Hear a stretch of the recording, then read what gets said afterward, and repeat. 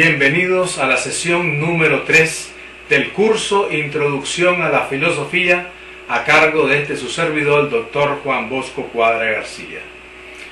En la sesión número 2 concluíamos con las famosas dos tendencias filosóficas, la de Parménides y la de Heráclito de Éfeso, totalmente contradictorias.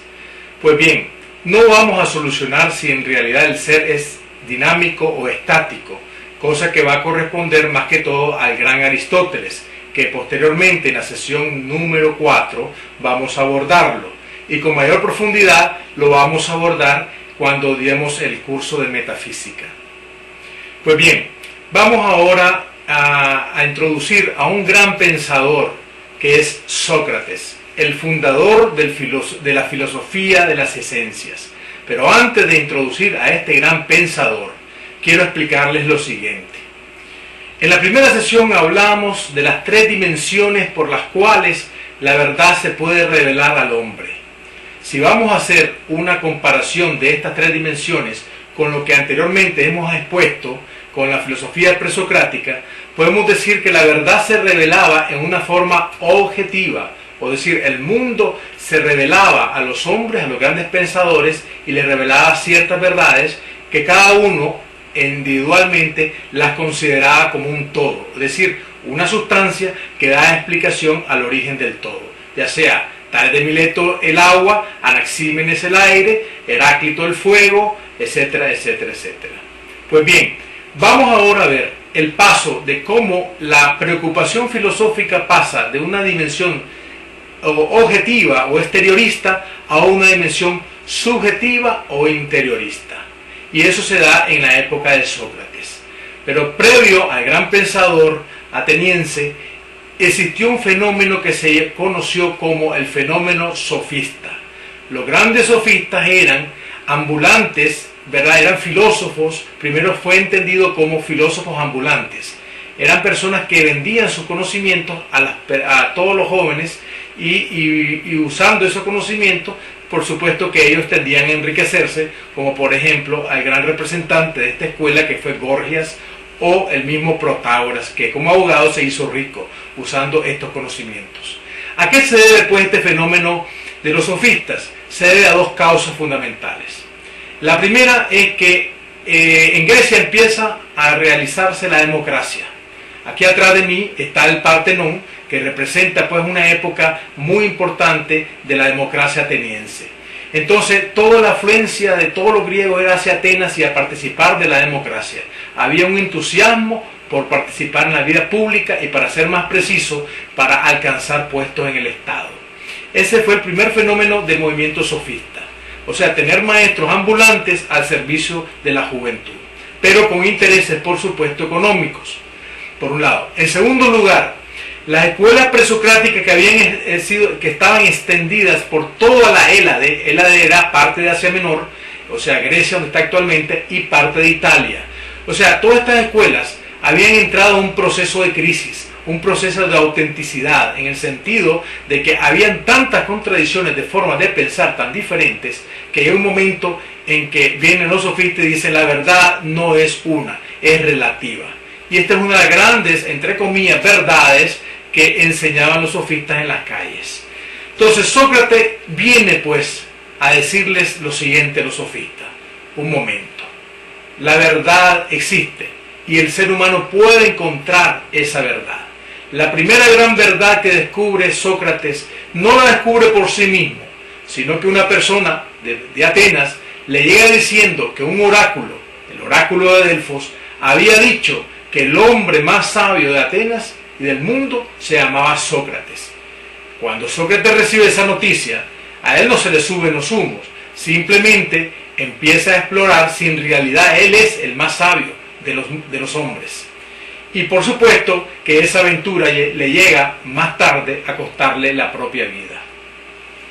Pues bien, debido a nuestro tiempo, que es bastante corto, quisiera resumir en pocas palabras en qué consiste el pensamiento socrático. Sócrates dice en primer lugar a su interlocutor, porque es el que inaugura el diálogo. Los sofistas eran simplemente personas que se instalaban en una cátedra y más adelante pues enfrente de ellos estaban todos los discípulos que después, posteriormente, les pagaban sus servicios académicos. En cambio, Sócrates hace todo lo contrario. Se baja de esa tarima de los sofistas y se pone a caminar con su traje y a platicar con todas las personas que se va encontrando en su camino. Instaura lo que se conoce actualmente como el diálogo socrático. ¿Qué es lo que enseña Sócrates?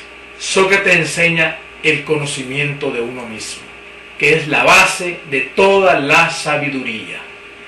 Para él, nosotros podemos hacer la diferencia entre el conocimiento ordinario y el conocimiento del sabio, según Sócrates.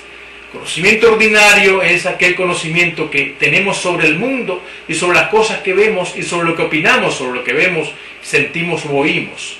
En cambio, el sabio es el que se interioriza y aprende a conocerse a sí mismo antes inclusive de actuar hacia afuera. Y eso es lo que quiere enseñar Sócrates. Sócrates quiere enseñar la filosofía de la interioridad. Él inaugura lo que se llama la mayéutica. ¿En qué consiste esta mayéutica? Muy sencillo.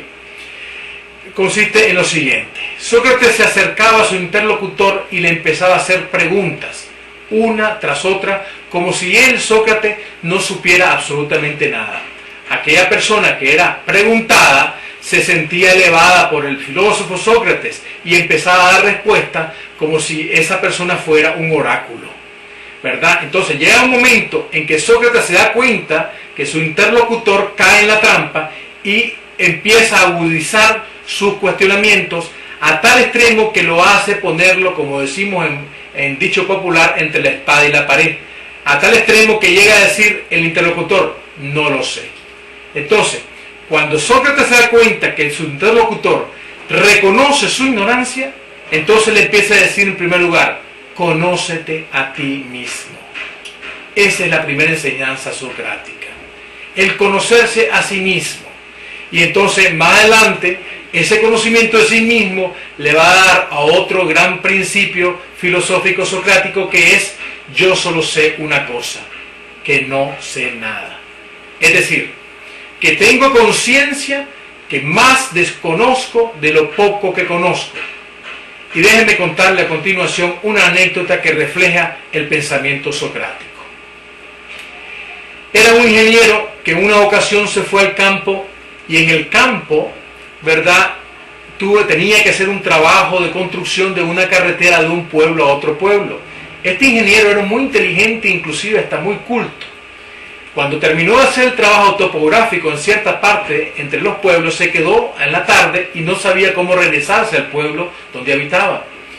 Cuando venía detrás de él, vio, ¿verdad?, cuando él iba caminando, vio detrás de él una carreta que venía con un viejito, un campesino, con una gran barba blanca, ¿verdad?, y le pide ray que lo lleve al otro pueblo. Efectivamente, el campesino muy amable le dice, móntese y yo con mucho gusto lo puedo llevar al otro pueblo.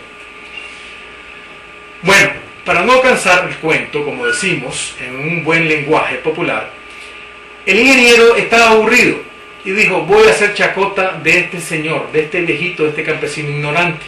Y empezó a hacerle preguntas de que si sabía quién era Napoleón, quién había hecho, quién era Hitler, y preguntas de geografía, de historia, de química, todas las clases. Y un momento que él iba apuntando en una libretita todas aquellas contestaciones que le hacía el campesino, que él simplemente no sabía, alguna cosa que había oído hablar, etcétera, etcétera. Bueno, cuando ya avanzado ya como 15 minutos, le dice el ingeniero al campesino, por favor bájese, quiero explicarle algo. Entonces el campesino se baja muy amablemente, viene el ingeniero, agarra una rama y hace dos círculos, uno chiquitito y uno grande. Y dice, el círculo chiquitito significa que esa es su cabeza, el círculo grande es el símbolo que es mi cabeza, lo que yo sé y lo que usted sabe. Claro, cualquier persona se hubiera sentido ofendido, pero el campesino era un hombre sabio, era un hombre verdadero discípulo de Sócrates. Entonces le dijo al ingeniero, ¿puede usted ser tan amable de darme la rama porque quiero hacer algo? Ok, con mucho gusto. ¿Qué es lo que hizo el campesino? Agarró la rama y en el piso dibujó un círculo tan grande que abarcaba tanto al círculo pequeñito que lo representaba a él, como el círculo mediano que lo representaba al ingeniero. Y entonces el ingeniero se quedó asustado y le dijo, ¿qué significa ese círculo? Entonces le dijo, mire señor, ese círculo representa lo que tanto usted como yo desconocemos, lo que ignoramos. Entonces yo les hago la pregunta, ¿quién les pareció más sabio, el ingeniero o el campesino? Es lógico que el campesino, porque tenía más conciencia de su ignorancia. Pues bien, Sócrates pues es el filósofo de la interioridad. El filósofo que también busca las esencias de las cosas. Nunca se crea él una actitud de aceptación de cualquier verdad que escucha, por muy autoritario que sea la persona de donde provenga. Él simple y sencillamente explora y pide a las personas disciplina para aprender a pensar con rectitud, con objetividad y llegar a descubrir las esencias de las cosas. Ahora bien, ¿qué tipo de esencias de las cosas buscó Sócrates? Las virtudes morales. Por eso es que Sócrates es considerado el fundador de la moral. Él se preguntaba, por ejemplo, sobre la virtud de la fortaleza, en qué consiste. Y en el diálogo entre el interlocutor, cuando ya había reconocido su ignorancia, y entre el diálogo entre él y el interlocutor, iban poco a poco pariendo la verdad, el conocimiento entre los dos. Por eso que Sócrates decía que tenía la misma función de su mamá, de ser partero, que no es que enseñaba una verdad, sino que ayudaba a parir la verdad que ya en el interlocutor, en el estudiante, ya estaba inherente, o sea, implícita, pero que le ayudaba a sacarla y que la persona por sí mismo la reconociera. Otro aspecto que es fundamental en el pensamiento de Sócrates es todo aquello que él inauguró con ese diálogo, toda la revolución que hizo, porque instauró que el pensamiento humano pasaba de una esfera exteriorista a una esfera interiorista, que ya la verdad estaba a merced del hombre y no el hombre a merced de la verdad del mundo y de las cosas que suceden externamente. Sócrates es llamado también el gran filósofo moral porque enseñó que la felicidad está en todas las cosas que los hombres apetecemos, como son bienes, dinero, fama, salud, amistades, poder, belleza, salud, etcétera. Todos esos bienes, para él, el hombre cuando tiene todos esos bienes, contribuyen a su felicidad. Pero esos bienes, sin el auspicio y la dirección y la guía de la sabiduría, se pueden convertir en males. Como por ejemplo, la belleza en vanidad, el dinero en codicia, el poder en prepotencia, y todos esos bienes que ya sabemos cuando abusamos de ellos, en lo que se convierten en vicios. Y quiero concluir con algunas frases de Sócrates que pueden interesarles mucho a ustedes. La famosa frase de Sócrates enfrente del mercado de Atenas cuando dice: qué feliz soy al ver tantas cosas que no necesito. Una frase verdaderamente lapidaria.